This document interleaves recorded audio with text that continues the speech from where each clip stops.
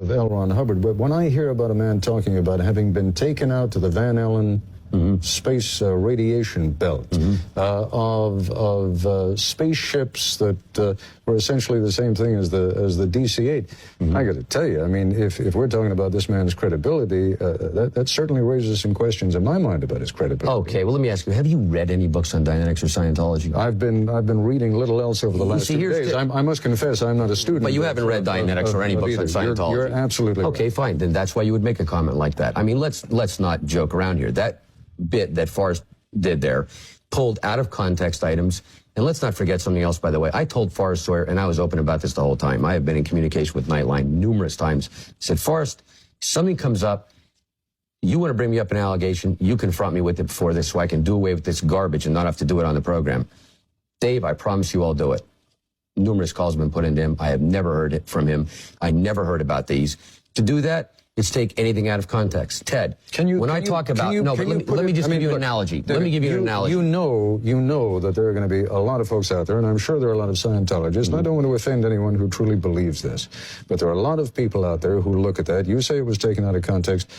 Take a minute, if you would, and see if you can put it into context for us so that it does not sound ridiculous, because quite frankly, the way it sounded there, it sounded ridiculous. Okay, well, let me ask you to do this then. I want you to take the Catholic Church and take right now and explain to me, to make sense, that the Virgin Mary was a virgin.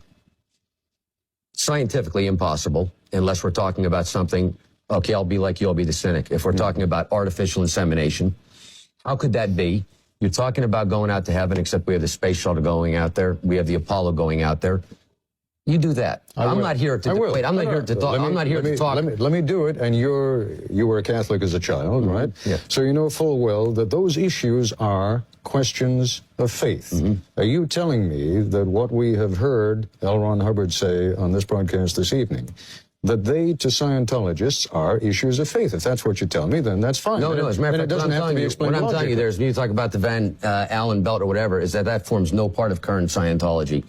None whatsoever. But what did he mean when he was talking about it? Well, you know, quite frankly, this tape here, he's talking about the origins of the universe, and I think you're going to find that in any religion. And I think you can make the same mockery of it. I think it's offensive that you're doing it here, because I don't think you're doing it somewhere else. I'm asking you a question, and you know, you turn it around and ask me about Catholicism. I say we're talking about. Well, it's not even a matter of faith, because Scientology is about you, yourself, and what you do. You're bringing up something that isn't part of current Scientology, that isn't something that Scientologists study, that is part of some tape taken from I have no idea, and asking me about it and asking me to put it in context.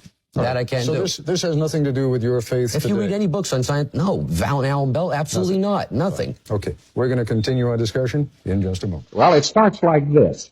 I was up in the Van Allen belt. This is factual. And I don't know why they're scared of the Van Allen belt, because it's simply hot. You'd be surprised how warm space is. Down amongst the clouds and so forth, it can get pretty cold and damp. But you get well up and sunlight shining around, that sort of thing. It's quite hot. And the Van Allen belt was radioactively hot. A lot of photons get trapped in that area and so forth. I was up there watching the sunrise. Well, that was very interesting, and my perception was very good, and I was taking a look at Norway and Essex and the places around, you know, and getting myself sort of oriented.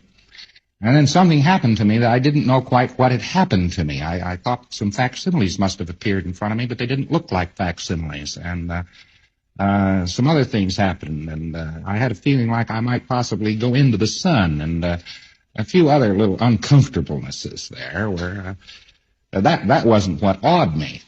But I got confused. Because the sun was suddenly larger, and then it was smaller. And somehow or another, I was doing a change of space process that I myself was not familiar with. And it made me sort of bite off my Thetan fingernails just a little bit, you know.